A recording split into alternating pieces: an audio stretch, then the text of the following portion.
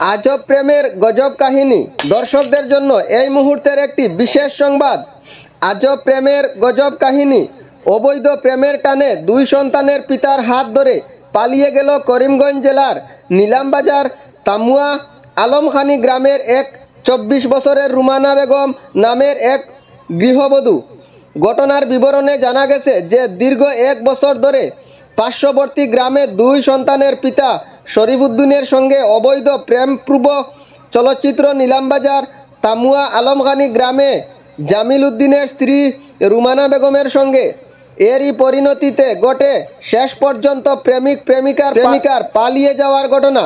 রুমানা বেগমের শ্বশুর নিজামুদ্দিন এবং স্বামী জামিল উদ্দিন জানান যে গত 11ই আগস্ট রবিবার সকাল আনুমানিক 9টা 30 মিনিটের সময় গৃহবধূ রুমানা বেগম তাহার বাবার বাড়ি রূপারগুল গ্রামে যাওয়ার নাম করে তার প্রেমিক দুই সন্তানের পিতা শরীফুদ্দিনের সঙ্গে পালিয়ে যায়। তারা এই বিষয়ে সম্পূর্ণ বিবরণ জানিয়ে নিলামবাজার থানাতে শরীফুদ্দিনকে অভিযুক্ত করে একটি মামলা দায়ের করেন।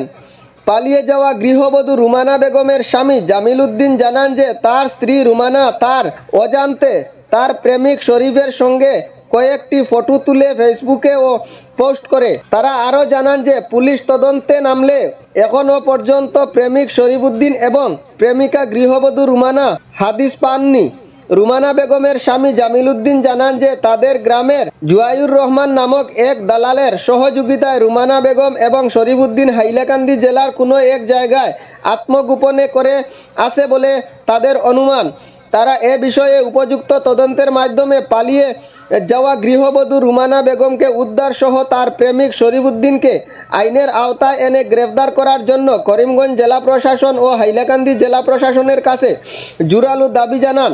বিস্তারিত দেখুন হাইলাকান্দি থেকে পাঠানো আমাদের প্রতিনিধি সিপারিয়ান ডায়ার্সের রিপোর্টের মাধ্যমে।